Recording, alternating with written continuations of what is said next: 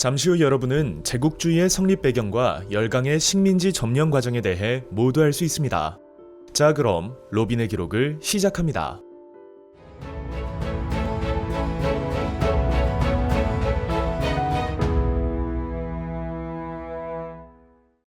19세기 후반 서양 열강은 산업화를 거치며 자본주의 경제를 크게 발전시켰습니다. 이들은 군사력과 경제력을 앞세워 약소국을 식민지로 삼아 지배하였는데, 이러한 서양 열강의 대외 팽창 정책을 제국주의라 합니다. 중화학공업에서 대량 생산이 이루어지자 유럽 열강은 값싼 원료와 노동력을 손쉽게 얻고 국내 상품을 수출할 새로운 소비 시장과 잉여 자본의 투자처 등을 찾기 위해 대외 팽창에 나섰습니다. 19세기 후반에 출현한 제국주의는 당시 유럽에 퍼져있던 민족주의와 결합하였습니다. 유럽인들은 대외 팽창이 경제적으로 큰 이득일 뿐 아니라 실업 등의 국내 문제를 해결하고 민족의 자존심과 권위를 세워주는 수단이라 생각하여 이를 적극적으로 지지하였습니다.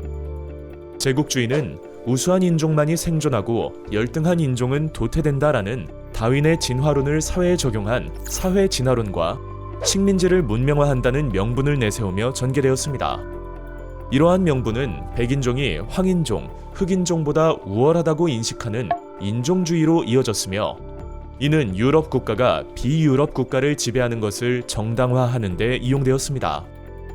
신항로 개척 이후 서양 열강은 아프리카 서부 해안에 진출하여 노예 무역, 황금 무역을 통해 많은 이익을 얻었습니다. 그 후 19세기 무렵 탐험가 리빙스턴과 스탠리에 의해 아프리카에 산업화에 필요한 막대한 자원과 시장 잠재력이 있다는 것이 알려지자 서양 열강은 앞다투어 아프리카에 진출하기 시작하였습니다. 아프리카 분할을 주도한 나라는 영국과 프랑스였습니다. 영국은 이집트의 카이로에서 남쪽의 케이프타운을 잇는 아프리카 종단 정책을 추진하였고, 프랑스는 이에 맞서 알제리를 거점으로 사하라 사막에서 마다가스카르에 이르는 아프리카 횡단 정책을 펼쳤습니다. 결국 영국과 프랑스는 파쇼다에서 충돌하였지만 영국은 이집트를, 프랑스는 모로코를 점령하기로 합의하며 사건은 일단락되었습니다. 영국과 프랑스에 이어 독일, 벨기에, 이탈리아 역시 아프리카 분할에 뛰어들었고, 그 과정에서 독일과 프랑스는 모로코를 둘러싸고 두 차례 충돌하였습니다. 이처럼 열강들이 앞다투어 아프리카로 진출한 결과 20세기 초에는 에티오피아와 라이베리아를 제외한 아프리카 전 지역이 분할, 점령되고 말았습니다. 영국은 이에 그치지 않고 카이로와 케이프타운, 그리고 인도의 콜카타를 연결하는 3C 정책을 추진하였습니다. 이에 맞서 독일은 베를린, 바그다드, 이스탄불을 잇는 3B 정책을 추진하여 발칸반도와 서아시아로 세력을 확장하려 하였는데, 이는 영국뿐 아니라 남하 정책을 펼치던 러시아를 자극하는 결과를 가져왔습니다. 제국주의 열강의 식민 지배 방식은 서로 달랐습니다. 프랑스는 토착민을 프랑스 시민으로 만드는 동화 정책을 구사하였지만, 영국은 토착민 협력자에게 통치를 위임하는 간접 지배를 선호하였습니다. 하지만 아프리카에 목화나 사탕수수 등의 농장을 경영하고 광산을 개발하며 토착민을 수탈한 것은 마찬가지였습니다. 영국은 17세기 초에 동인도 회사를 앞세워 인도 무역을 주도하였습니다.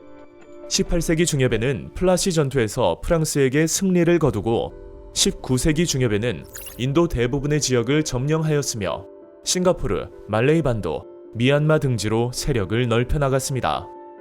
플라시 전투에서 영국에 패한 프랑스는 베트남과 캄보디아, 라오스 등 인도 차이나 반도로 세력을 확대하였고, 이들을 합쳐 프랑스령 인도 차이나 연방을 조직하였습니다. 한편 네덜란드는 17세기에 동인도 회사를 앞세워 인도네시아에 진출하였습니다. 네덜란드는 포르투갈과 에스파냐로부터 해상권을 쟁취하고 자와섬에서 차, 사탕수수 등을 재배하는 등 막대한 이익을 얻었습니다. 이후 수마트라와 보르네오까지 점령하여 네덜란드령 동인도를 건설하였습니다. 네덜란드에 맞서 영국은 아시아에서 인도를 근거지로 삼아 싱가포르와 미얀마로 진출하였고, 말레이 반도와 보르네오 섬 북부 등을 점령하여 말레이 연방을 수립하였습니다. 러시아와 영국은 서아시아에서 대립하였습니다. 러시아가 이란을 침략한 후 아프가니스탄으로 진출하려 하자 영국은 아프가니스탄을 보호국으로 만들며 러시아의 팽창을 견제하였습니다. 제국주의 열강은 태평양에도 진출하여 여러 섬을 점령하였습니다. 영국은 오스트레일리아와 뉴질랜드를 지배하였고 독일은 비스마르크 제도와 마셜 제도 등을 점령하였습니다. 미국은 에스파냐와의 전쟁에서 승리한 후 필리핀을 식민지로 삼았으며 쿠바를 보호국으로 삼은 후 곧이어 괌과 하와이 등을 차지하여 태평양으로 세력을 확장하였습니다. 과연 이후 유럽의 역사는 어떻게 흘러갈까요? 제1차 세계대전 편에서 아주 자세히 알려드리겠습니다. 로빈의 역사 기록.